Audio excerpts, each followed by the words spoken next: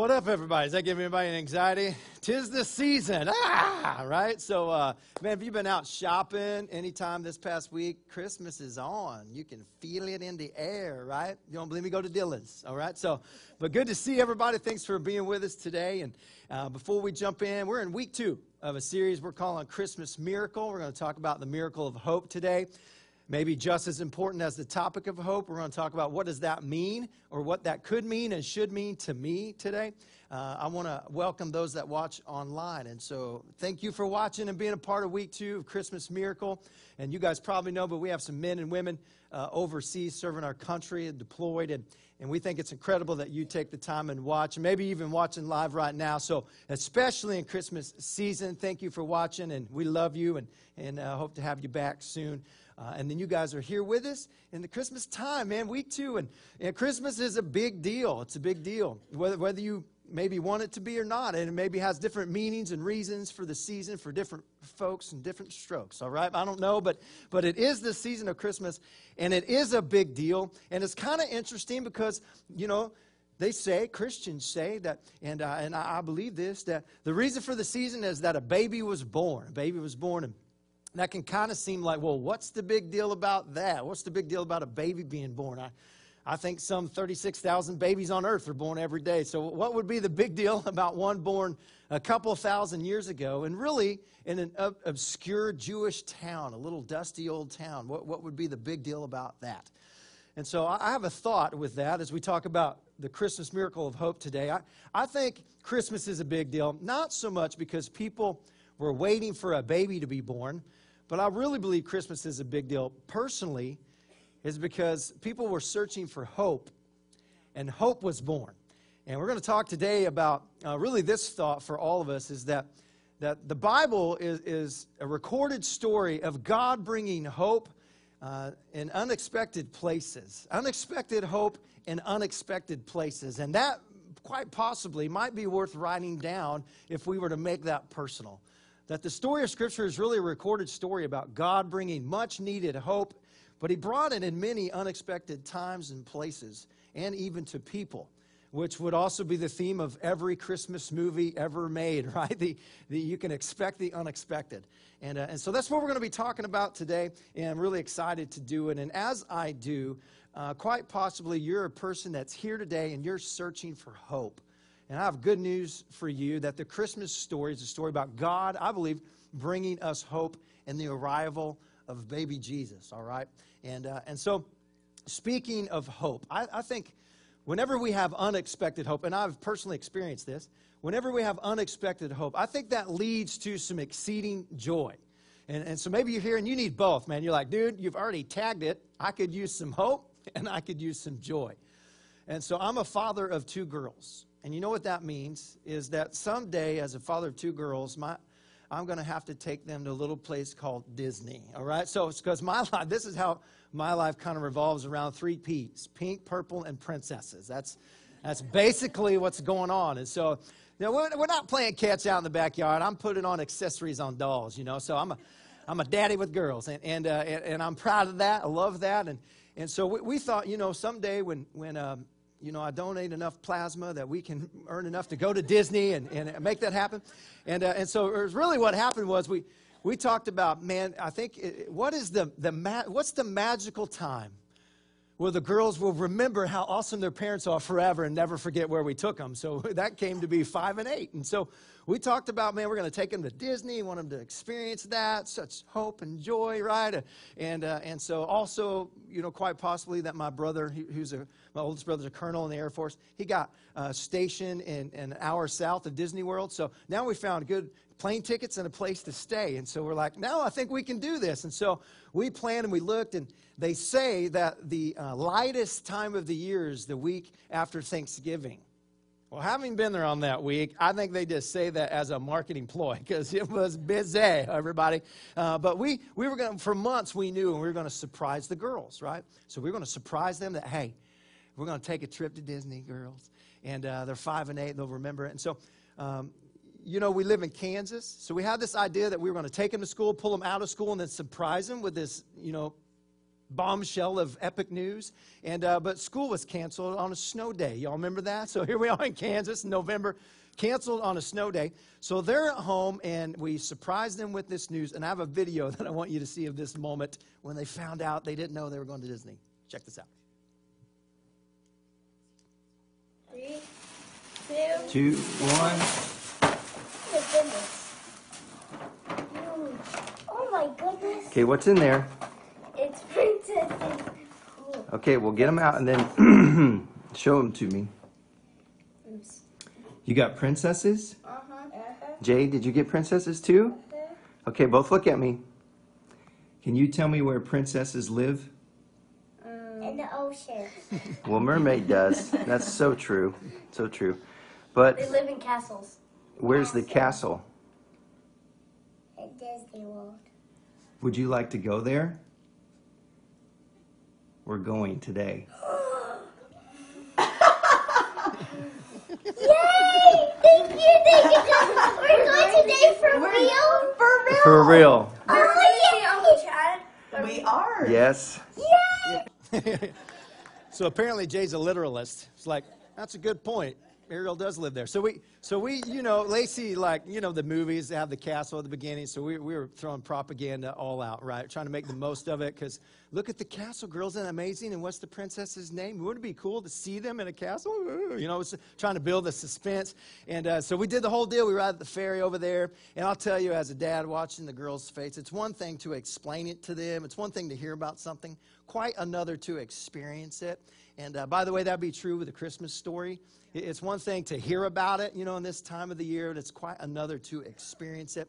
So we get there, and of course, we're going to see princesses. We got them all lined up. And so the first one that we go see is Ariel. And so they're excited. Jovi and Jay, they're excited seeing Ariel. In fact, I got a picture just to show you. They were pretty pumped, and they're sitting there. They got smiles on their face, but they were pretty calm, right? They're pretty calm. They were holding in their joy. But the minute we walked out of that room, they got away from where Ariel couldn't see them. The moment the door closed, something pretty incredible happened. I think there was so much joy inside. Their bodies didn't know quite how to express it. So I got a little video of that, too, that I want to show you. Watch this. I think the right side. I want to go to the right. I think the right side. I want to go to the right. So, yes, I know what you're thinking. Jade has her mama's moves right there. So, I don't know what that is, but that's when you can't control joy. Wouldn't it be awesome that in life, even as adults, that we're okay to look silly because we have so much hope that it leads to joy? Wouldn't that be awesome? You know, you may not say that out loud, but I promise you there's something in every soul that wants to know and there's enough hope that would lead to that kind of joy. And I want to tell you today that many times where that happens is in unexpected times and places. That's the story God brings humanity in an unexpected time and a place. He brought hope like I'd never seen before. And what came from that was some joy. And I want to look at a story in Scripture today, along with the Christmas story, that we can find hope in a story of 3 wise men, a star, and a dusty old town. All right? We're going to look at 3 wise men, a star, and a dusty old town. And I think that they have the opportunity to bring us some hope today. And so what I want to do is do a little crowd participation with everybody. We're going to play a little game. I don't know if you've ever played kind of the Mad Lib game or something like Finish the Lyric Challenge. Anybody ever done that before? So we're going to do that together, all right? And so we're going to play a little game together. So this is participation, everybody. You're here today. You might as well hang in there. You can nap right after this, all right? So here we go. I'm going to give you a little example of the chorus of the song you're going to fill in a little bit just to kind of warm us up. If you know it, sing along. Star of wonder, star of night. Star with royal beauty bright. Westward leading still. Okay, that's enough. All right, so you're with me. You're somewhat awake. Okay, so you're going to fill in the words. We're going to do this all together. We're going to test your Christmas lyric skill. This is the first verse of this song that you were just singing. Are you ready? Yes. Thank you, wife. We 3 of Orient are bearing. We've traveled afar, field and moor and following yonder. Give yourselves a hand. That was great. That was great. Yeah, this is awesome. Yeah, I know. And some of you were like me too, which is amazing. Because if I didn't have this written down, I'd be like, field and mountain. You know, I heard some of you do that, by the way. So I don't want to mess with your nativity scenes today, but when it comes to the story of hope that we're going to look at with 3 wise men, a star, and a dusty old town, could be a little bit different than sometimes that we hear. And so we're going to read out of Matthew chapter 2, and the point of the story we're going to look at today is that I know all of us need hope, but I think some of us hopefully can find some hope in the story that we're going to look at. When it comes to hope, what is hope, by the way? Hope is an interesting, kind of ironic thing. It's almost like a paradox. Hope is the thing that there have been stories that have told us it was the thing that kept the prisoner of war alive even in the midst of daily torture. It's hope. At the very same time, when the economy crashed, it was the absence of hope that caused people that seemed like they had all the resources in the world still led to him or her choosing to end it all. That's the absence of hope. Hope is one of those things that even in the most hellish situations on earth can cause us to make it through. That's hope. At the very same time, the absence of hope can cause someone who seems like they have it all to end it all. That's hope. And you may be aware of this. An estimated human can live 40 days or so without food. A human can live around, 10 days or so without water. And a human can live somewhere around 4 minutes without oxygen. But I got to tell you, we shouldn't live more than 4 seconds without hope. We all need hope that leads to joy. Why are we on this planet? And hopefully today, out of an old, ancient story, you and I have an opportunity to hear about a little bit of hope. So Matthew chapter 2 says this, and I'm not going to get very far before we're going to time out and kind of set the stage, all right? After Jesus was born, time out. You're like, really? This message is going to be forever. So after Jesus was born, it's pretty important to know, back to our nativity scene. Last week, we talked about how the shepherds appear on the literal night that Jesus was born. And what they were doing is they shared good news about peace. That God in the Christmas story brings peace to humanity, and the good news that a son was going to be born. But this is after Jesus is born.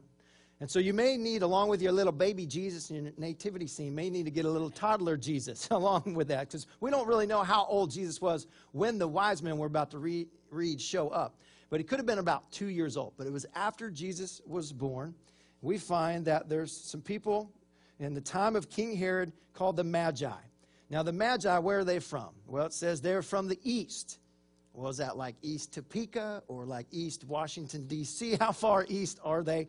Well, a lot of people believe a lot of different things. The most common belief is that this group of people called the Magi, which, by the way, we get the word magic from, was a group of learners. They were wealthy, priestly tribe that lived through a lot of empires. In fact, all of the great ones. And so this priestly group of people most likely had background. They were Medes, and they were sorcerers, and not potentially sorcerers like we would think magic, of Harry Potter per se. But they were known as sorcerers because they were learners and studiers of astrology and astronomy.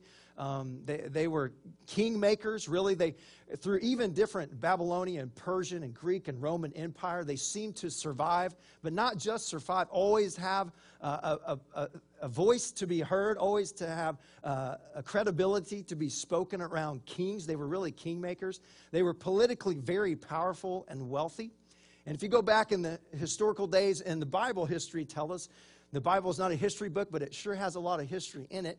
And you will see in the days of Daniel, the days of Daniel, he was surrounded by the Magi and with the king of Babylonia. And Daniel, we would have known, shared with them through Scripture about the one true God. And they were great seekers. They were always on a quest searching for truth.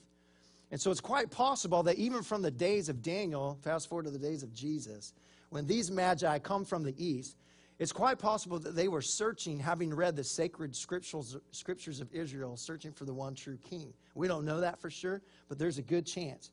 And so there's a lot going on in the thought of these Magi who came from the east, and they come to Jerusalem, and they ask a very important question when they get there. Where is the one who has been born King of the Jews? Where's the one that has been born King of the Jews?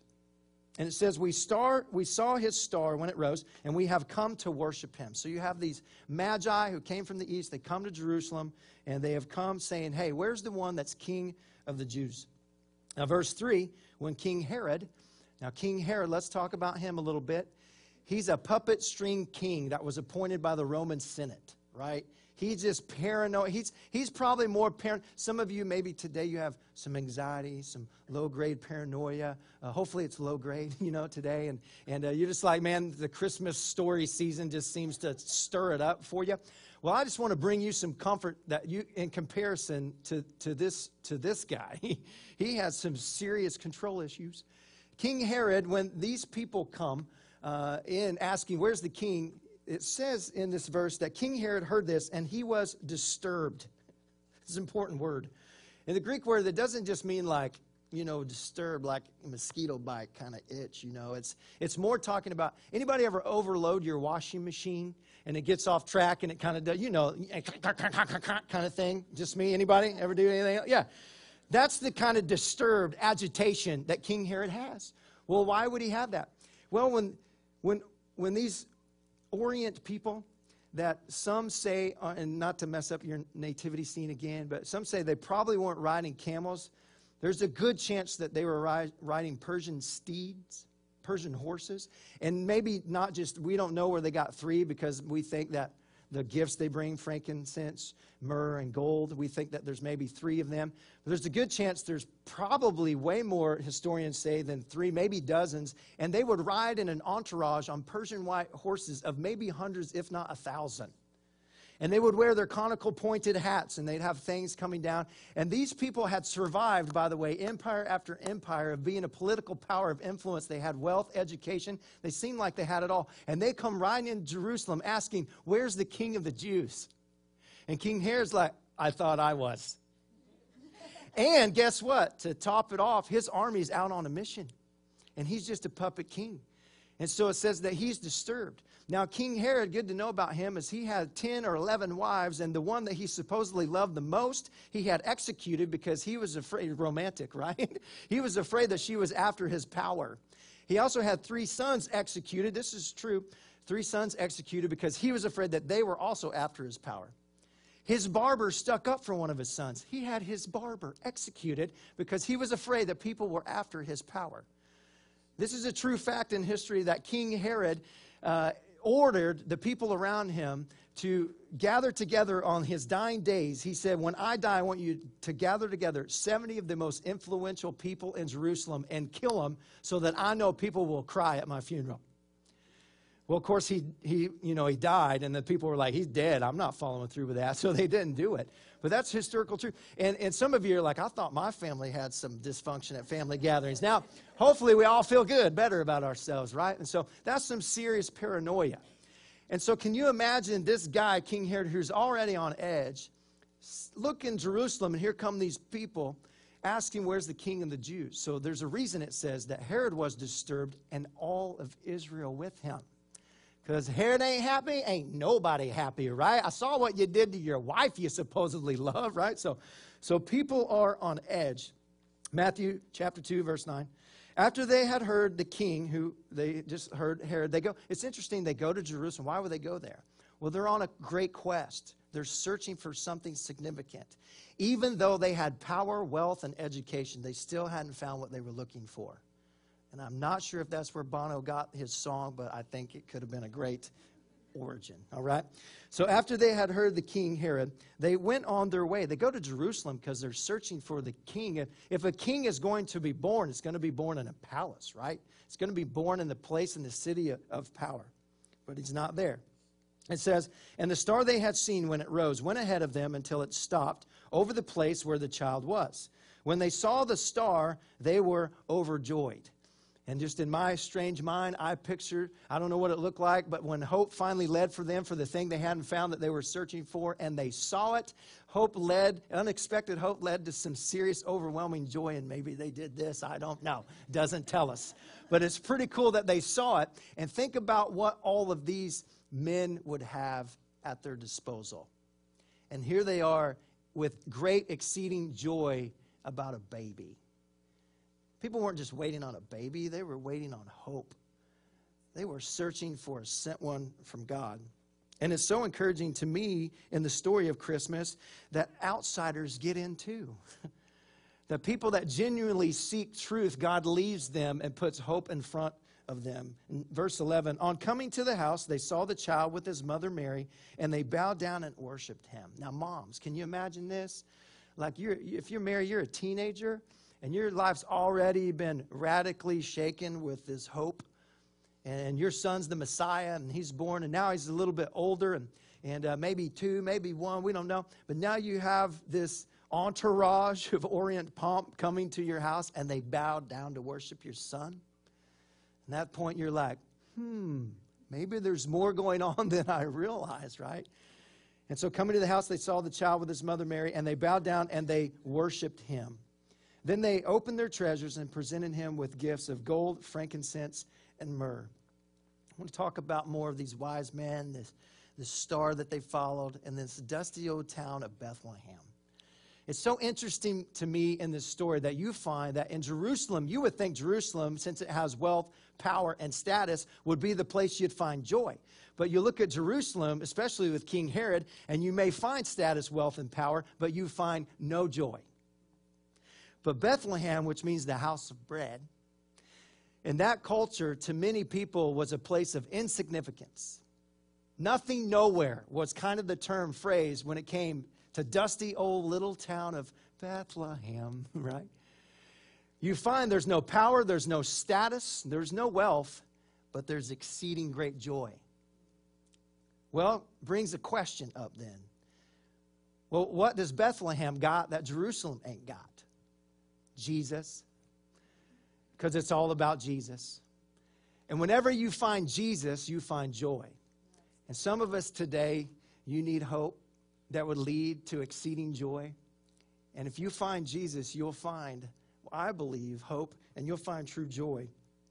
This story has so many different things that angle to the point of not just a baby, that we, tip our hat out of respect, kind of this time of year and Christmas. It's kind of the time where we're hopefully more respectful, people more open to church or religion. And so, it's admirable to tip your hat to a baby, but it's a way different thing to bow your knee to a king. And these people that are kingmakers on a search are looking for hope. They find joy, and they bow their knee to worship him. And this story has so many things going on. I just want to share another angle. I want to jump back along with the Magi probably over hundreds of years. There's also a story hundreds of years before Jesus that we find in this dusty old dirty town of Bethlehem. Now, before I tell this story, I just want to give you a spoiler alert, because I'm a good pastor, and I want to help any moms out there that are looking forward to having a child or pregnant. I'm going to give you some names. And this story has just some great biblical names that maybe you want to write down, starting with Elimelech. There you go. That's for free. So it sounds like a Klingon, doesn't it? Elimelech. So hundreds of years before Jesus, in this dusty old town of Bethlehem, you have a Jewish man named Elimelech. And Elimelech marries a lady named Naomi, and they have 2 sons in Bethlehem. But a famine hits hard. They fall on hard times, and so they're not going to survive. And so they go to a foreign land of Moab. So you have Elimelech and his wife Naomi, and they go to a foreign land of Moab. And they get to Moab, and some of us in life can relate to how this story is going to go for Naomi.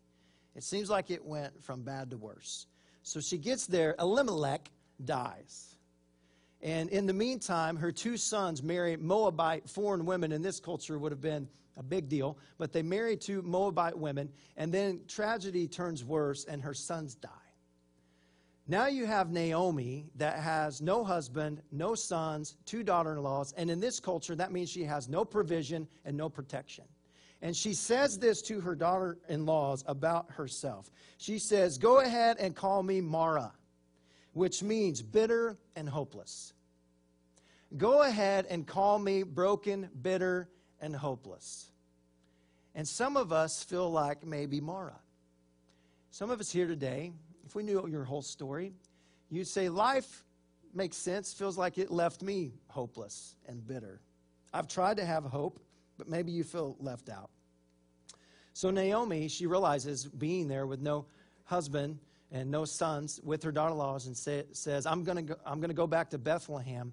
She said, but you stay. There's no reason that no Bethlehem boy is going to marry a Moabite woman, so there's no reason, daughter-in-laws, you should go, you should stay. There's no reason we should go and die together in little old nothing, dusty town of Bethlehem. You stay.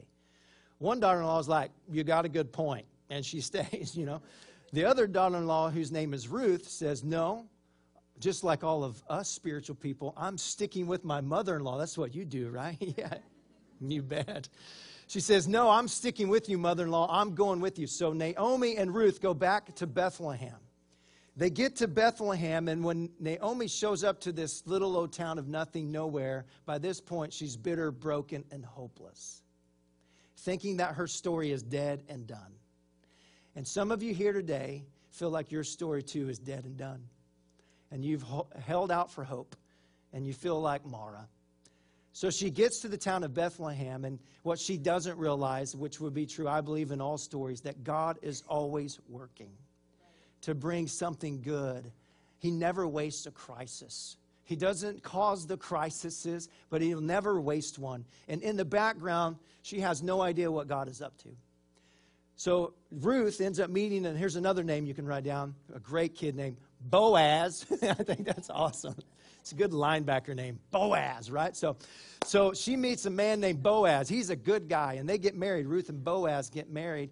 And then all of a sudden, Naomi, who thought her life was dead and done, now has protection and provision and new hope. Well, guess what? Ruth gets pregnant, and they have a child, Obed. It's another one for you, Obed. So they have little Obed, bougie Obed.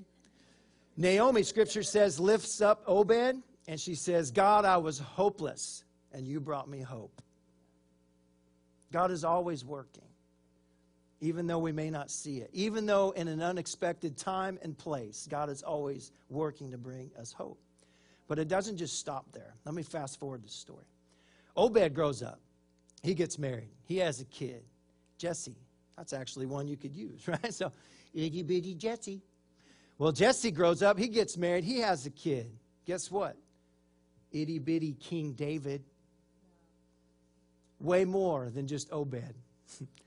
God brings about, listen, King David, the greatest leader of Israel, that not only God would work through him to rescue and save a nation, but set up the king in the line for fast forward hundreds of years out of dusty old little Bethlehem, born Jesus, the Son of God. That's an incredible story to a guy like me, because sometimes I feel like just who I am and what I've done, that I'm outside the opportunity of faith. But God's story is always from Magi to even Ruth, a Moabite woman, lets people that feel like they're on the outside have a part to play in his reconciling story. It's beautiful. And he brings them hope. And so you have this woman that not only has Obed, but she's the great-grams of David, King David. And probably didn't even ever realize that God was up to so much more than she could fathom in bringing the sent one, the Savior of the world. Now, I don't know what the Christmas story means to you, but I believe that in all of our stories, it's more than just a baby being born, but when we're searching for significance and meaning, that the arrival of Jesus is God saying, I'm going to drop hope right into your lap. Sometimes there's a voice telling us that God doesn't care. And I got to tell you, there's a baby's cry that says, yes, he does. Because it wasn't just a baby being born. It was a sent Savior Messiah to a planet that would grow up and live a perfect life and literally lay down his life and be resurrected from the dead, that all that might believe in him may be saved, may have the hope of God that would lead to exceeding joy. Now, I want to show a story of a gal named Whitney. That's a powerful story, and she attends here And it is a story of when unexpected hope comes, that it leads to joy. Watch this.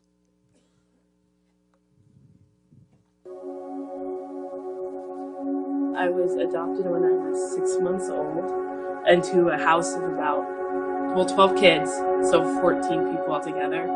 And it was chaos, but I can look back and say, like, for 19 years, the last time I remembered being, like, purely happy was 5 in August. And then after that, it was like my life was this hole, and everything good was just falling into this hole, and I couldn't retrieve it.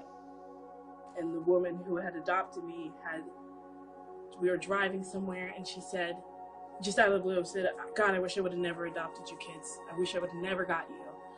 And I just thought that was like, then, like before I was sad and I was depressed, but then I was dead. Like, I went from sad and life was heavy to I was dead.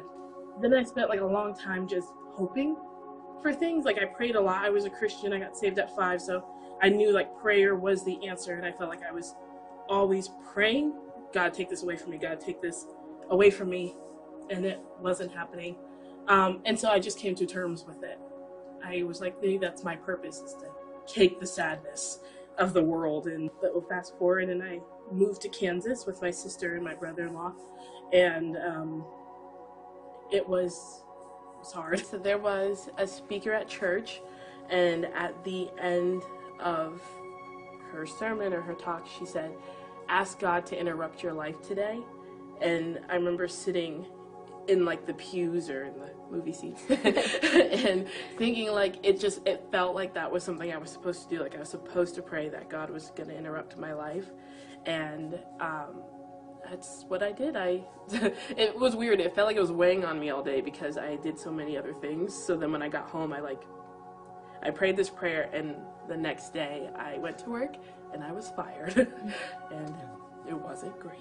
So I was kind of like distraught, but at the same time I think I realized, like, you did pray this prayer.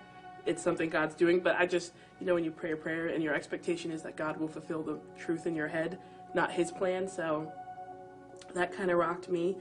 And then a month and a half later, I got a job at a church. And I kind of thought that was the plan. Like, that was the God interrupting my life. Like, it was also I get this job at the church. And in a week and a half there, our car was stolen out of the parking lot. They came inside and they duped us. And then they stole our car. And then he stole the money out of my account. It was because I'm irresponsible and I left my wallet in my car. I remember that night, though, like, being so out of my mind. Like, I've always felt dead. But that night, it felt like the only purpose I had was to literally be gone. And I tried.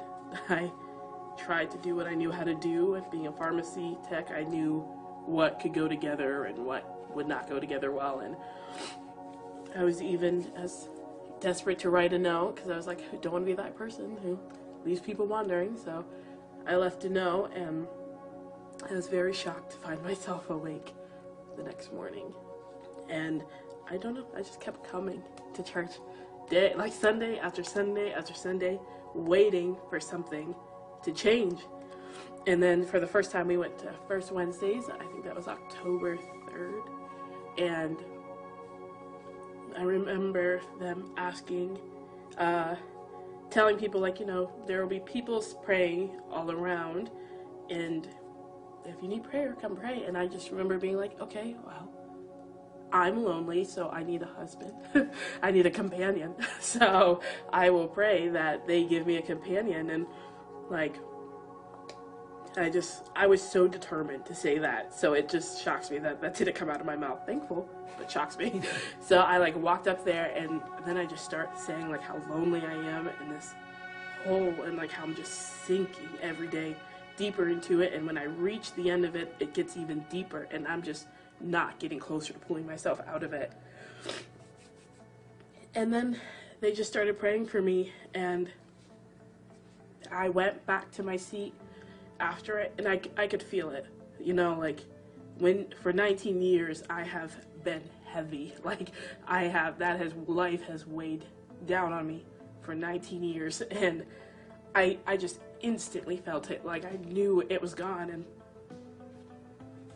But because I have done 19 years of waiting for that to be taken from me, I was like, I'm not sure. It could just be like the atmosphere of people praying, and I may feel that way. And then it just wasn't.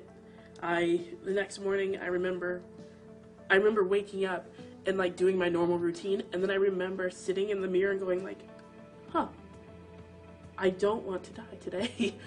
It was like really weird, and I ended up spending the whole day with my sister.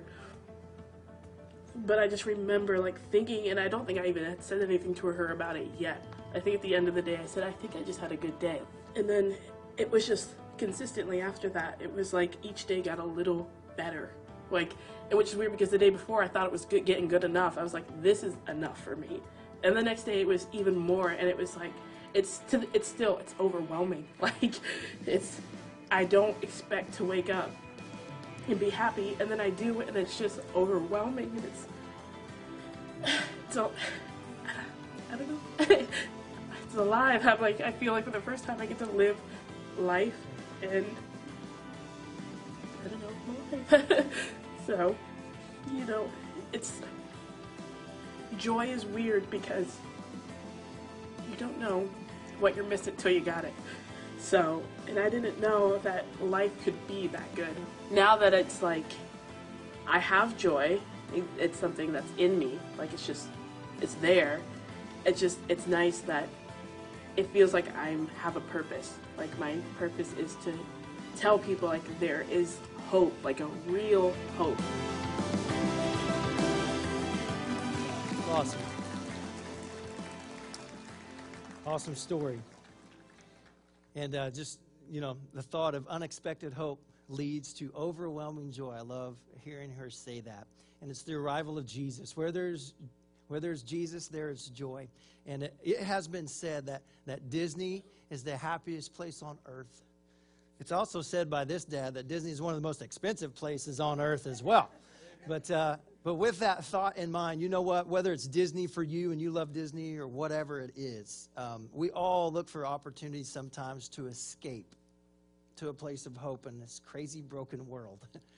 We all have maybe different drugs of choice, whatever that may look like for us, to find a place of hope, hopefully happiness. But we all know, whether it's Disney or whatever, you don't daily live in Disney. And it doesn't always last. And even if our circumstances, and God can change and often does our circumstances to bring joy, hope, and comfort. But even if he doesn't, in the stories we talked about, it's amazing to me that in the chaos of the surroundings, he can bring change of hope and joy in here. And whether it changes or not, it can change a life when it's the arrival of hope. And I just think about this, and I'm going to close with this. Now, God knew this wasn't the happiest place. He knew that this was not to come to earth wasn't the happiest place.